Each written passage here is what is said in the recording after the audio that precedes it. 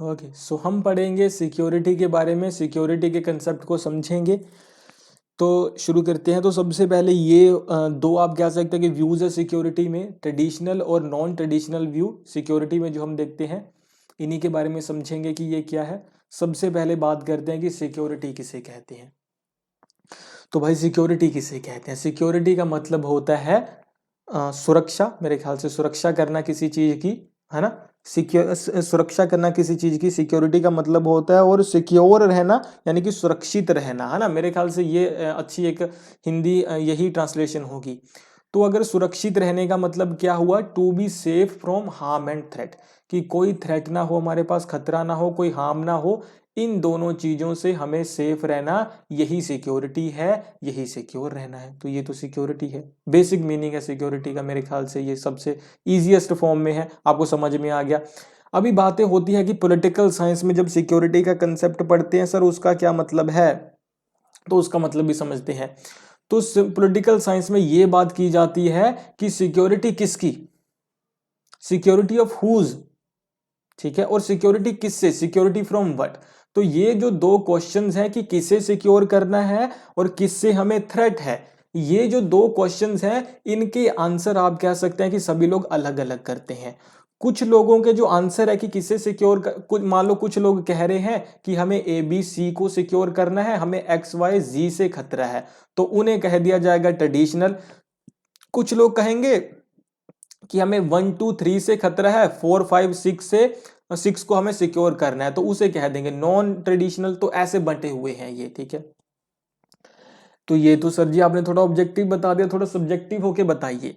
तो सुनिए जी फिर, तो सिक्योरिटी ऑफ हुज, किसे सिक्योर करना है? सिक्योर करना है किसी ग्रुप को, सिक्योर करना है ह्यूमैनिटी को, होल ह्यूमैनिटी को, या सिक्योर करना है एक देश को, स्टेट को। तो सिक्योर किससे करना है जी आपको? पहले ये क्वेश्चन का आंसर होगा। इसमें ग्रुप हो सकता है, ह्यूमैनिटी हो सकती है, स्टेट हो सकता है।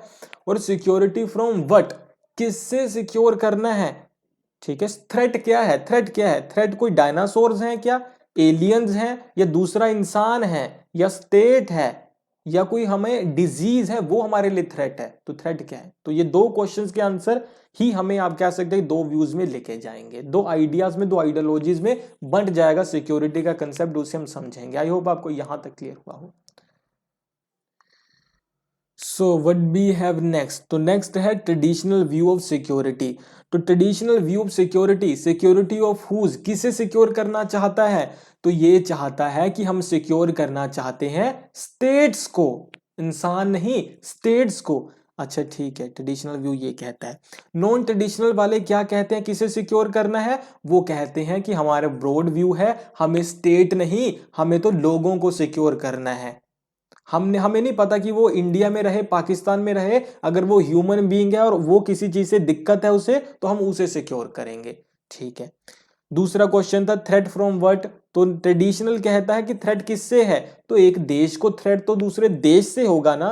तो military power of other state, दूसरे स्टेट की मिलिट्री पावर से हमें थ्रेट है, दूसरा स्टेट हमारे लिए थ्रेट है, ट्रेडिशनल कहता है। नॉन ट्रेडिशनल थ्रेट किससे है? तो थ्रेट हमें मिलिट्री से नहीं है, क्योंकि मिलिट्री को मारते, मिलिट्री हम लोगों को नहीं मारती।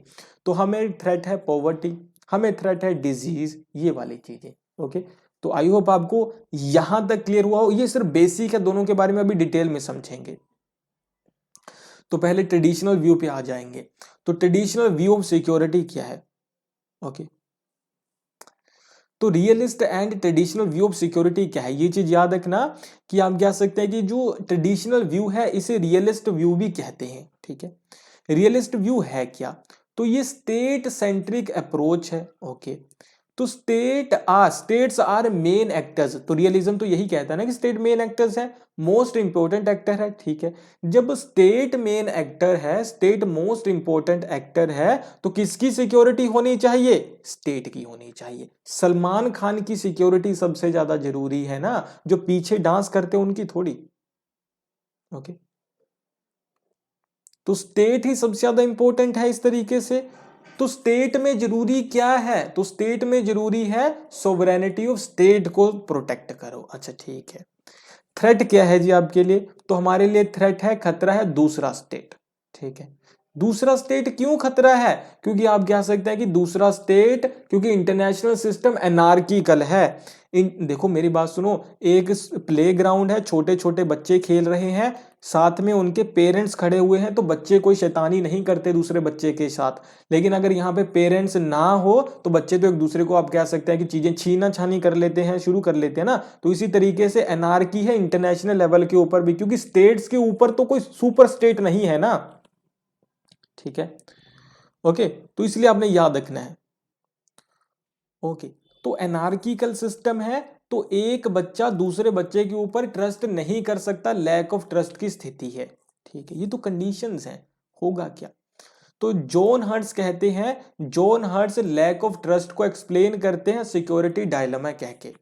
वो कहते हैं कि सिक्योरिटी डायलेमा है। अभी सिक्योरिटी डायलेमा क्या है हर्ट्ज साहब, ये बताइए। तो सुनिए, तो मान लीजिए अभी आप कह सकते हैं कि पाकिस्तान ने एक न्यूक्लियर वेपन बनाया है अपनी प्रोटेक्शन के लिए।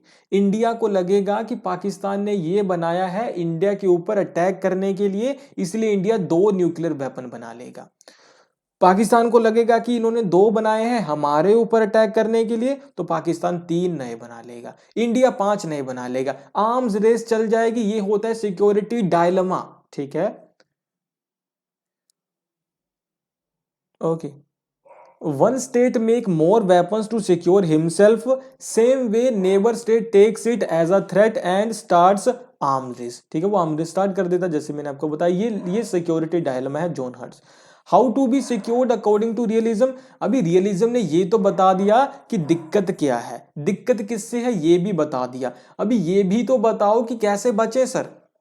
तो फिर रियलिज्म आपको बताता है स्ट्रेटेजी। वो कहता है दिक्कत क्या है, दिक्कत है स्ट्रॉन्ग स्टेट की मिलिट्री। अच्छा ठीक है, तो मेंटेन करो एक पावरफुल मिलिट्री तुम भी।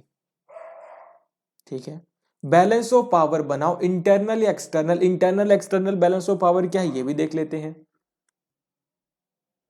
देखिए ये हमारा देश है, ये कोई दूसरा देश है जो हमसे ताकतवर है, इतना बड़ा, हम इतने बड़े। इंटरनल बैलेंसिंग तो ये होगी, इसके पास 10 न्यूक्लियर वेपन है तो हम भी 10 बना ले अगर हमारे पास 5 है। ये इंटरनल बैलेंसिंग है कि इसके बराबर, इसके इक्वल चले जाएं। एक्सटर्नल का क्या मतलब है कि हम 100 न्यूक्लियर वेपन नहीं बना सकते जितने इसके पास है, हमारे पास 10 है, तो आसपास के सभी देशों को मिला के एक ग्रुप बना लो इसके खिलाफ और इसके जितने ताकतवर हो जाओ। ये एक्सटर्नल बैलेंसिंग होती है। ठीक है, तो ये बताया है हमें रियलिज्म ने, ये हमें ट्रेडिशनल व्यू बताता है सिक्योरिटी के बारे में। आई होप आपको सिक्योरिटी के बारे में ट्रेडिशनल व्यू क्लियर हुआ हो। ओके,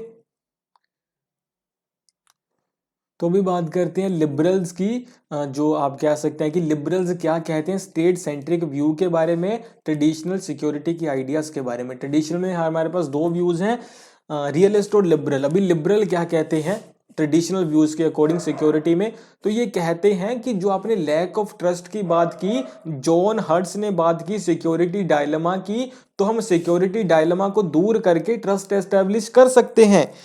कैसे करेंगे जी आप?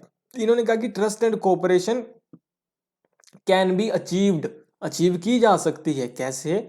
There should be many ways to secured. आप कह सकते हैं कि सिक्योरिटी के 6 स्ट्रेटेजीज क्या बताते हो? स्ट्रेटेजीज क्या है? Collective security.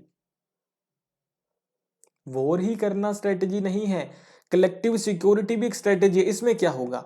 Collective laws will be made. आपने देखा है ना यूनाइटेड नेशंस के लेवल के ऊपर कलेक्टिव लॉ बनाए हैं हम सभी ने मिलके, तो वो कलेक्टिव सिक्योरिटी है कि मिलके अगर हम इंडिया, पाकिस्तान, चाइना सारे देशों ने ग्रुप बना लिया, अगर कोई आके एक पे भी हमला करेगा तो हम मानेंगे कि सबके ऊपर हमला है तो हम उसके ऊपर वापस हमला करेंगे। ये कलेक्टिव सिक्योरिटी, एक दूसरे को सिक्योर करेंगे। उसके बाद है जी सिक्योरिटी कम्युनिटी। तो कार्ल डूश ने, आप कह सकते हैं कि इसे कलेक्टिव सिक्योरिटी ही कहा है, कार्ल डूश ने इसे डेवलप किया। सिक्योरिटी कम्युनिटी का मतलब ये होता है कि जो एक जैसे देश हैं, एक जैसा उनका कल्चर है, एक जैसी लैंग्वेज है, एक जैसी वैल्यूज है, तो वो एक दूसरे को सिक्योर कर सकते हैं, जैसे कि यूरोपियन यूनियन है, जैसे कि एशियान है। उसके बाद है कॉमन सिक्योरिटी, जो कि पाल्मे कमीशन 1982 के द्वारा प्रेजेंट किया गया है, प्रपोज किया गया है। ये ट्रू सिक्योरिटी की बात करती है। ये कहती है कि ट्रू सिक्योरिटी तब होगी जब हम ये नहीं सोचेंगे कि हम ABC हैं तो हमें XYZ से सिक्योर रहना, ऐसा नहीं। उनके अकॉर्डिंग कोई भी एनिमी नहीं बचना चाहिए, सभी को दोस्त बना लो, सभी एक दूसरे को हेल्प करेंगे। गैरेथ इवन इसी को कलेक्टिव सिक्योरिटी कहते हैं, ठीक है। तो ये चीजें आपने याद रखनी है। हमारा एम क्या होना चाहिए, सभी देश आपस में मिलकर एक दूसरे को सिक्योर करे, किसी का कोई दुश्मन ना हो। नॉन ट्रेडिशनल व्यू जो कि एक ब्रॉड व्यू है, ह्यूमन सेंट्रिक व्यू है। स्टेट को यहाँ पे कोई थ्रेट नहीं है, दूसरे स्टेट से, हमें स्टेट से कोई लेना देना नहीं, ह्यूमन के बारे में बात की जा रही है, ठीक है।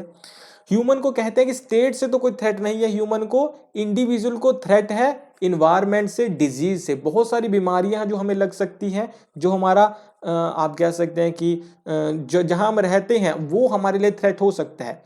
तो इसे कोपेनहेगन स्कूल बैरी बुजान के द्वारा आप कह सकते हैं कि डेवलप किया गया है, human centric view, non traditional view. ये ह्यूमन सिक्योरिटी की बात करता है। ह्यूमन सिक्योरिटी कंसेप्ट को प्रेजेंट किया गया था यूएन ह्यूमन डेवलपमेंट रिपोर्ट के द्वारा 1994 में, जो महबूबुल हक के द्वारा प्रेजेंट की गई थी। उसके एक स्कॉलर थे, वो कहते हैं कि ह्यूमन को कौन कौन से एरियाज में आप कह सकते हैं कि प्रॉब्लम्स हैं या थ्रेट हैं, ठीक है।